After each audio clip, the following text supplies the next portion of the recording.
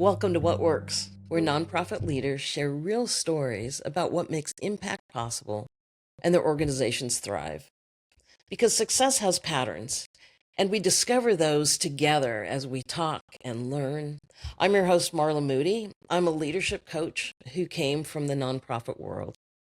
And today I'm going to talk with Scott Schubert about what it looks like to finish a nonprofit well and also some exciting new adventures.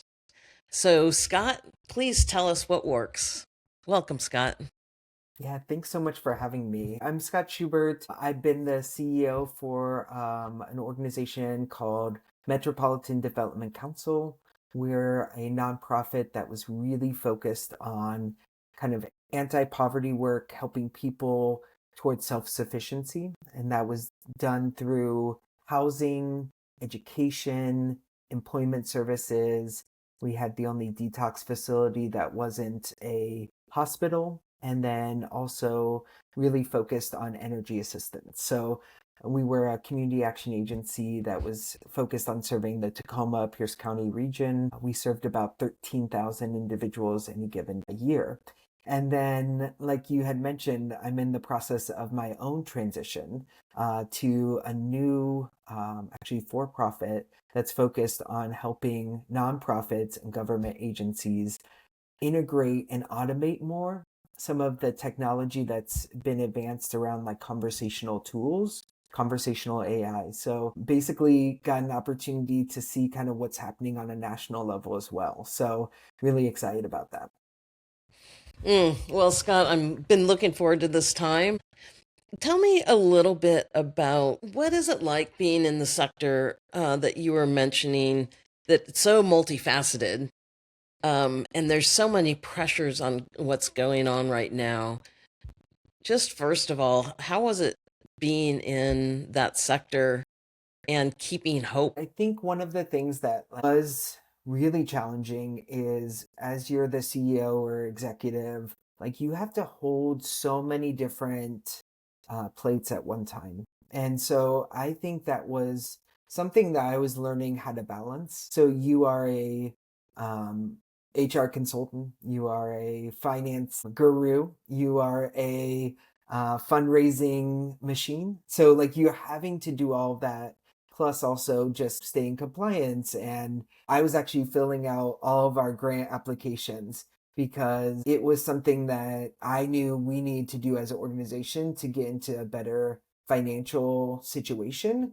If something was going to happen, I wanted to make sure that I knew that I did everything possible to get us into a much better place. And so for me, I don't know that hope was lost. I think more around what I felt like my job was is to create a place of joy for our both our community, but then also for our staff. So much of what they were experiencing and seeing was feeling hopeless. Part of my job was to resonate joy to our community and know that like joy is something that can't be taken away. Joy is something that you hold on to. My job was really to keep the joy alive in our organization. And that was challenging at times, to be frank, but it was something I was really committed to. The more joy that you can bring into your work, I think the more people enjoy their work. They enjoy what they do. And part of some of the innovation and the technology that we were talking about was to allow them to have more joy in their work and more excitement, do the things that they're great at, and not have to like enter the information three different databases, three different times. That's not the things that they went to school for. That's not the things that they're excited about. They want to interact with the humans. And so that's one of the things that I was really trying to bring to our organization is hope that even in the midst of some of these uncertainties in funding, that some of this technology can actually help benefit them so that they can do more of the stuff that brings them joy, excitement, and passion. So, what I'm hearing is most people join that organization to really work with people, not necessarily do the behind the scenes work. The admin of everything, yeah. Yeah. So, how did you find talent and connect talent with needs? Because it sounds like having joy in your work. I mean, certainly there's the environment of it, but also there's that fulfillment because you're doing work that fits your skill set. How did you match that? Yeah, I think it's really doing a strong evaluation of each of the positions that you have.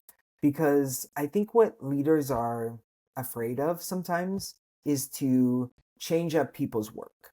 What I mean by that is if somebody comes to your organization and they bring a certain skill set, we need to utilize that skill set because ultimately that's the thing that's going to give them a greater sense of fulfillment in their job and their work is if they're able to thrive and do great work. So example is I actually had a leader that not only had a bunch of experience in housing, and that's where they were at that time. They also had, when they started with us, 25 years ago, they were actually in our detox facility. And so what I did is I recognized that leader's potential for growth and also like for getting us into a really good place from a compliance standpoint. So I put that person over both of those departments, which meant that they got a promotion. So they felt more fulfilled in their work. It brought in additional responsibilities, which, sometimes leaders who are great get really bored in their work if it's the same thing over and over again. So what I try to do is to recognize the talent of my team around me. There was also, and this was in a different organization, is I recognized that one of my leaders was really the next leader of the organization. So when we were sitting there in my office, I would never sit at my desk. I always had a couple chairs on the side because what I wanted to do was I wanted to balance the power. If I'm Hmm. sitting at my desk, a lot of times what that did is communicate, I'm in charge, I'm the leader, and you're reporting to me. What I wanted to do was to switch that up. When I was in an organization prior, they it was like such a small office. So I actually switched positions with the people I was supervising. So I had them sit in my chair. And part of that was I wanted them to see what it was like to be in that chair and also what it was like to be in a place of power and us to kind of switch that up a little bit. That was actually one of the coolest examples that I could model for my teams. It was like a glass, people could see into the office and people would always ask me like, why are you sitting there? I get to explain and share with them like this is their supervision time, so I need to be present for them. And I want them to be able to be empowered to make those decisions. If I have something separating us, sometimes that creates a visual separation between us. What I did actually with this other leader is I noticed the potential in them and I said, hey, I want you to look at that chair that I sit in. What would take what would it take to get you into that chair? We really started to talk about that. And we talked about, I would give them hypotheticals of, this situation came up. How would you handle this situation? There's actually a place of vulnerability where there was a situation that happened. And honestly, I hadn't dealt with that situation before. And I was like, I don't know what I'm going to do. And so I went to the leader and I said, hey, I want to run something by you. What's your thoughts? Because what I needed to do is to gather some information from them and perspective, but also like just share with them that like a lot of times in leadership, we're hit with situations we've never faced before. We're expected to make a decision and to make a decision quickly. And that's overwhelming because you can really end up with decision fatigue really quickly in this role, in this responsibility that you have. Scott, I'm hearing a lot of humility um, in what you're saying.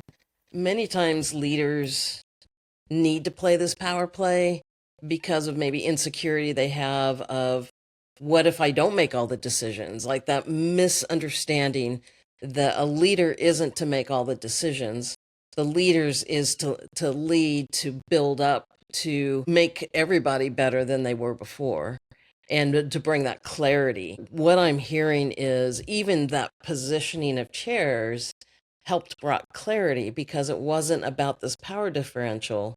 It was about what does it look like to embetter that person. Being able to hold power, in a sense, with open hands, I could see where that would bring just happiness to the workforce too, right? They're not the fear of, the hammer's going to drop. So I just wanted to emphasize that because it's such an important piece to develop people the way they are and make you sleep better at night too. Oh, absolutely. I think the power in it is collective decision making, because in this role, what I've heard from other leaders is just the stress that comes with having to make so many decisions, and also like everyone's coming to you with something that they need you to decide or something that they need you to fix. Hmm. And so much of my time was spent fixing and deciding. And to be frank, it was overwhelming to have to make that many level of decisions. So what I committed to and committed to my leadership team is we're going to do this in collaboration. So most of the decisions that I made, I did in consult with my team members. So if there was a decision to be made, what I asked them to do is I want you to present several different scenarios for me. Like I want you to have thought about every kind of situation, and we will collectively come up with a decision. So if like there's this situation that's happening and it's going to impact our funding or it's going to impact staffing, I want you to come up with some scenarios for us to like play out together, because I want to know that you've thought about those situations and those scenarios. Ultimately, I'm going to make the final decision, but I'm going to do it in consult with you because you have already thought about these 3 to 4 different scenarios that could play out. Another thing that does when you lead that way is people like to come to leaders with the problems. And as leaders, we already know the problems. Like, we're not blind to the problems. So, what you're doing is empowering people to say, identify the problems, but come with solutions. Come with your creativity so that the final decision, the final acting point will be a cumulative better, a cumulative IQ that will strengthen the situation. Ultimately, it falls on the leader, but boy, to have the wisdom of everybody else is such a big piece. So, as the movement from handing over what you're doing, and starting a for-profit business that's going to help nonprofits and government, thank you very much, because we need a lot of help. What was it like even to start handing that over? What were the emotions like to say, I'm not the boss anymore, or I'm giving over something I've given a lot of my time and energy to? Frankly, it was really challenging. I think a lot of leaders, because we have so much kind of control and power in making decisions, it's really hard for us to hand over something that we've started, that we've developed, that we've curated. But I find that it's really healthy. And the reason why is because so much of this work is also tied with you get credit for the things that work really really well, and you get put on blast when things don't, and a lot of that's within your control and a lot of it's out of your control. So you get used to that. You get used to like being able to make a decision and move forward with something quickly. What this did is it allowed me to kind of step back and check, one, my ego, and two, the betterment of the organization. Is someone's going to come in with a slightly different vision or future of MDC, and I have to let that happen. But someone had to allow me to do that as well. That's the beauty of it. Is I actually want someone to come in and to change up some things because they're going to see a different lens than what I did. Because we get so in the weeds, we get so into the details of things that sometimes we can't actually see the potential because we're so tied to our vision and our, future growth. And, I learned something big about myself, like through this process that I didn't realize is one of the areas that I feel like I thrive in is helping organizations through some of that chaos and preparing it for the next leader. I didn't realize that about myself, but through this process, I was like, you know what, this is someone else's to carry forward. I needed to get through this season. I always talk about whenever someone leaves our organization, and I've said this throughout my whole career, is like their fingerprints are all over the place. What I do is I take that forward, knowing that what I did at my organization, my fingerprints are all over that organization. My legacy, my decisions will far surpass my own existence. That was one of the things that I had to kind of take my own advice and just realize that as I transition, there's plenty of room for other fingerprints in this organization. And two, sometimes that's scary because for a good reason, right? It's like we have given so much of ourselves to the embetterment of something we're passionate about. It's kind of like handing over, just a gift to someone else. And also, at times, if we don't, there's cycles where someone else's view or someone else's type of leadership is almost needed to kind of spark something different or a new life. But it's challenging. I've had to step down from some different roles. One, I got kicked out of the country, so I kind of had to, which is a story in itself. But boy, I had given so much of my heart and life to building a really dynamic team, to seeing growth in a certain part of the world that I just fell in love with, and to say it's not mine anymore to lead. Uh, I had to check a lot. There was grief in it, and there was pride in it, and there was just so many other things. And I think as a leader, sometimes we think, if I give up that, what do I have? If we have this false sense that our identity is in that work, our identity is in being a leader, we're going to have a tougher time stepping away. I think that, like, as leaders, sometimes the organization is feels like it's our organization. And what I mean by that is that if I leave, everything will fall apart. And the thing is, for some organizations, those things do happen. But I think the strength of a good leader is that they're preparing for a transition even from the beginning. We talk about this with our clients that are in transitional housing. We say at the very beginning, this is just a transition. This is just a temporary time. So let's talk about what your future looks like beyond this. I've seen a lot of leaders who it's time to transition and they don't. That's also detrimental to the organization. One of the things I realized actually at a previous job is I actually had an amazing, fantastic team that were like more than capable of doing all the different things, but I was at the head. So I was keeping them from their own growth and their own opportunities.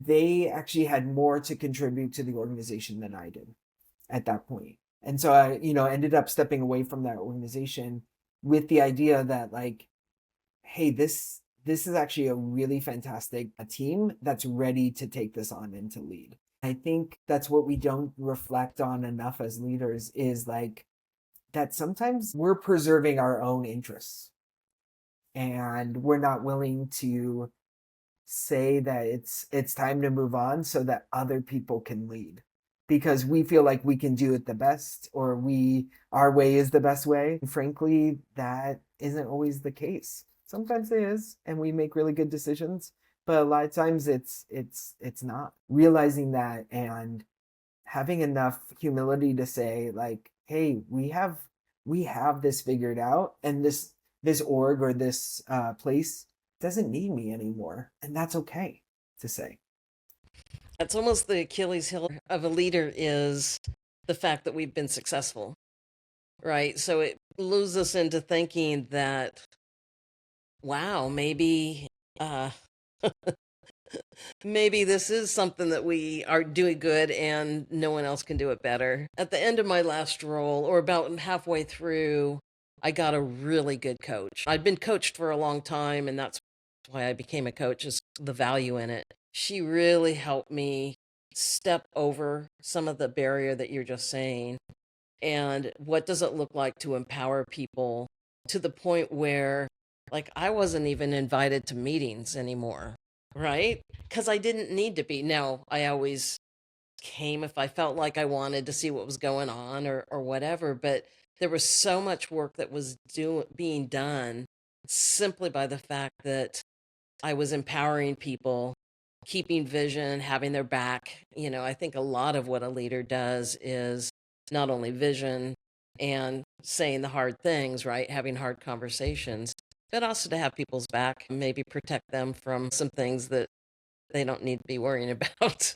Oh yeah. And it's like being a parent. So I have two kind of tween teen age kiddos, and it's really interesting because when we're in this phase of life, it's really about the autonomy, like allowing them to make some mistakes, but also having enough safety around them. I think it's the same with organizations, is like we have to give our leaders and our organization the ability to grow and to mature and to thrive as little teen organizations. And that's what makes them grow into like really successful, healthy adults. And I think sometimes as leaders, we we want to protect them, similar to what we want to do as parents. We want to protect them from every possible situation that may happen.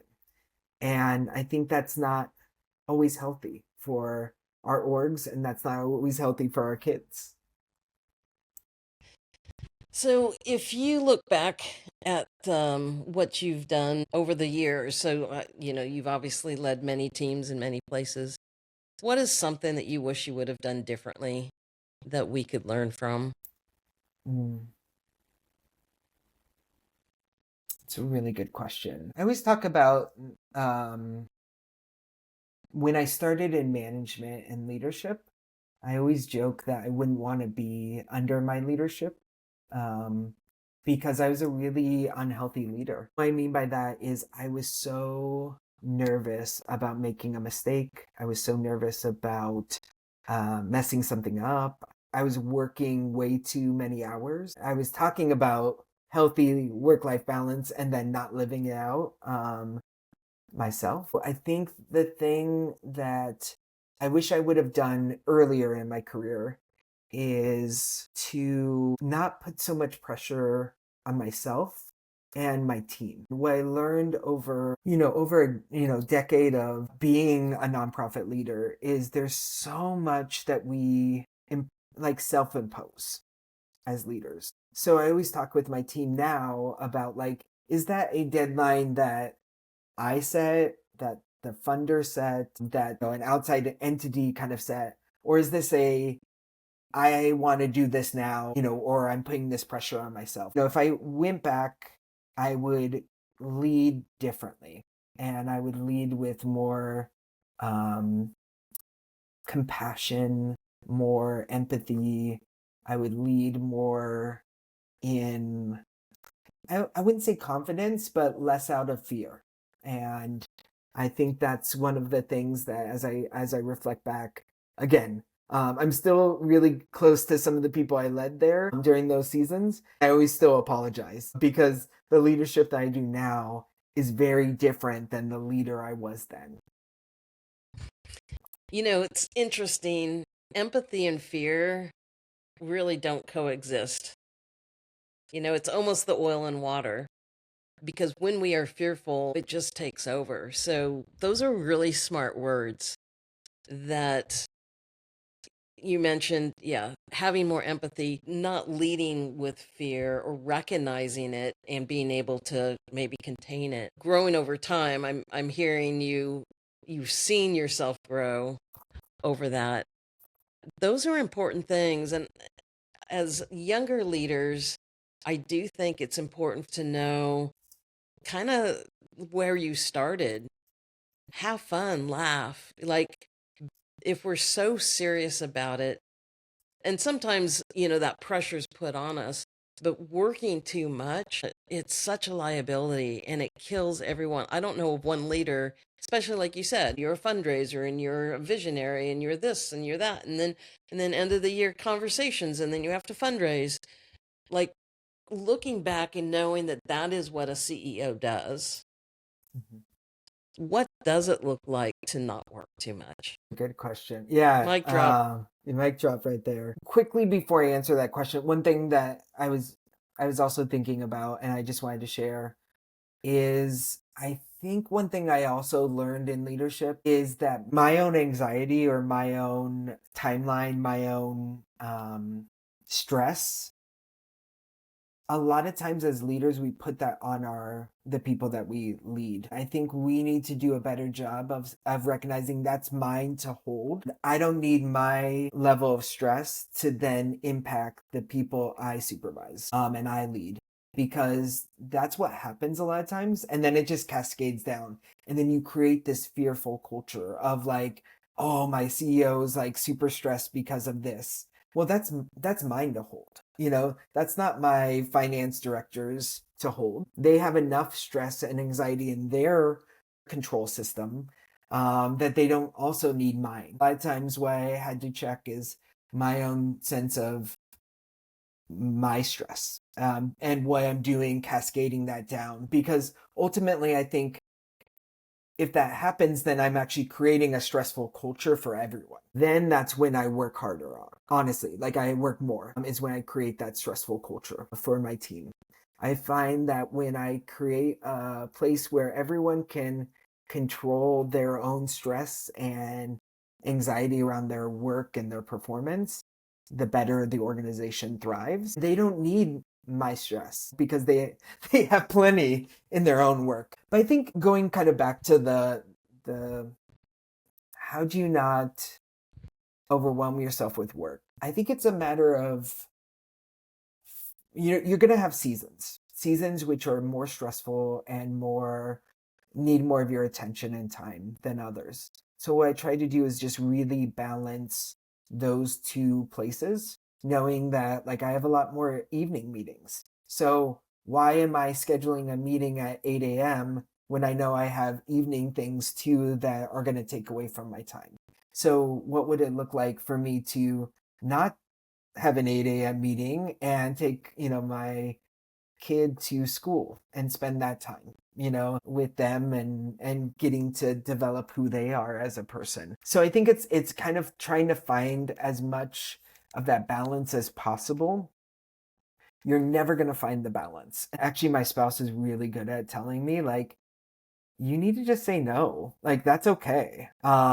And I'm like, no, I can't say no. Like, so I think that's the thing is also having like that balanced thought partner too. That's like that person holds me accountable. Like, hey, like this is family time. This isn't, work time right now. So that's actually helped me a lot to have that partnership that's able to do that and speak truth to power. But it is hard. It's challenging. And like the thing I encourage people to do is you don't have to do everything.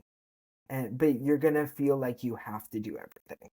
So Yes, because we are finite beings, and yet we feel like we have to be infinite beings, and it doesn't work. So holding that pressure of I have to do it all, I want to do it all, and I can't do it all. I will say I've interviewed quite a few people at this point for what works, and the older people who've been in it they're more towards the retirement.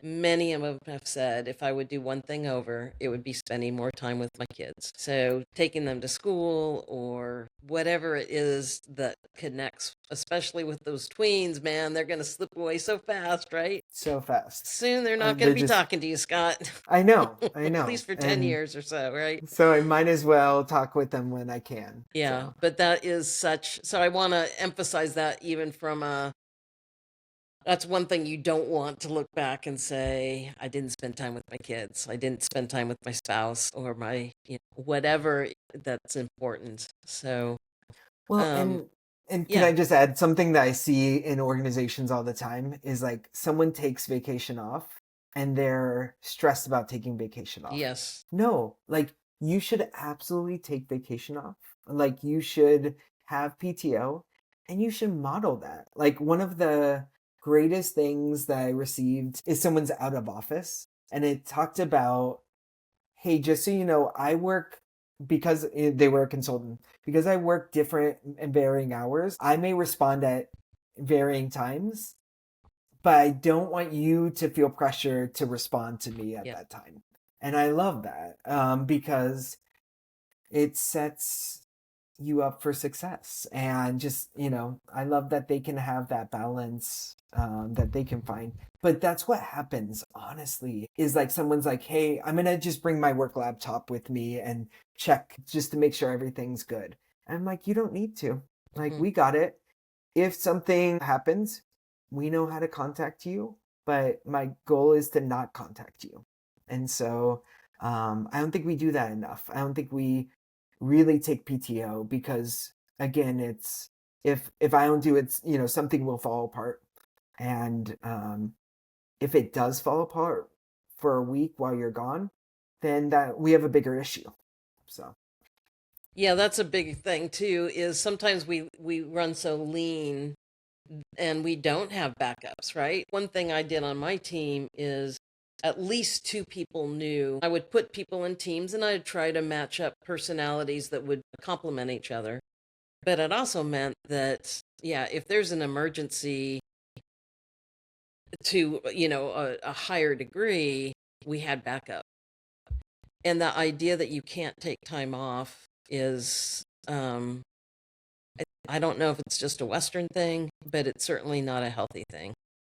it's definitely not. I lived in France for 7 years, and I always would wonder, I'm like, how do they get anything done? Because they take all of May off, they take all of August off, they have worked these 35-hour weeks, and yet their economy's doing fine. Their health Yeah. system is good. They sat down to dinner and they just enjoyed food more and life more. And I'm not saying French are perfect by any stretch, but as a high functioning American, it really helped me see that just pushing it and always working these high hour weeks, and I might be missing out on something. I could talk to you all day. I want to give you an opportunity to share a little bit about your new venture and why you chose to do it, and just a little bit what you would want to tell us about it. Yeah, no, I really appreciate that. And actually, a lot of this conversation is why, like, I helped to develop some of this technology. Basically, what we do at Foretell AI is we look at the intake process and eligibility and help using conversational tools. So, example, at the last agency I was at, we have this program called LIHEAP, which is an energy assistance program. We got our application down to like 10 questions that were like deem someone eligible or ineligible for a program. And so what we do is now our phone system is 24/7. People converse with the technology, so with the avatar, and we just ask basic questions. What's your zip code? What's your income? How many are in your household? So just by doing that, and then if they meet the eligibility criteria, then we schedule them a callback with one of our team members. So even doing that, we've taken over 5,000 phone calls since we launched and saved our team over 11 full days. So that's 24 hours of even just scheduling or going back and forth around eligibility. So they're talking with people that they know are eligible for our program that meet the criteria. What it does is it allows us more time to spend with people instead of picking up the phone. So you pick up the phone and you're trying to do something on your laptop, and then this person's not eligible, so then you hang up and that conversation's with you, and then you're like, what was I doing before then? So like what this does is it really kind of streamlines some of the process and helps people to have more fulfillment in their job. So we haven't lost any staff members when we made this switch. We've actually allowed them to do more high level stuff than they were doing before. So like they get to do more outreach, community outreach. They get to do some energy conservation. They get to do stronger, richer work with people who call every single month versus before you were just processing applications. It's multilingual 24/7. We recently launched in a more rural community out in Washington State using this technology. We've taken over 1,500 phone calls for them for this program, got them scheduled through February of these assessments that need to get completed. We also are able to help them like understand their wait list. So how many people are still eligible that they may not be able to serve right now, so that they can go to their legislators and they can say, hey, we have 500 people who are eligible for this program, but we don't have enough funds. Versus before they were just missing phone calls. That's been powerful. What I talk about is enhancing technology and letting technology do what it's actually frankly really good at, so that people can do more connection points with humans. And that's what I want people to do more of, is the things that give them joy, excitement, and passion in their work. So if someone wants to kind of know, or if they have a nonprofit that this just perked their hearing, what would they do to get a hold of you? Yeah, so they can email me at Scott, SCOTT, at Fortell, FORTELL.ai,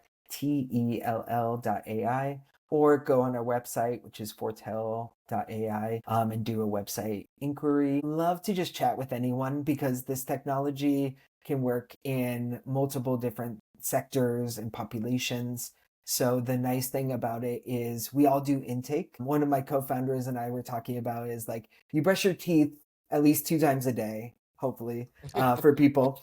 And intake you do at least twice a day for a variety of different programs. So what we're talking about is how do you integrate this technology more so then like somebody can qualify for multiple programs and it gets uploaded into your CRM system automatically, so your team does less of that data entry work and can do more of the connection point work. Ugh, thank you. Pet peeve of mine, right? Oh yeah. Oh All the my time. goodness. I just in one application where you have to fill the same information in Yes. multiple times. Yes, I have an efficiency brain too, so that's wonderful. What would you like to leave people with? Yeah, maybe the same advice that I said earlier. Like, it's okay to say no.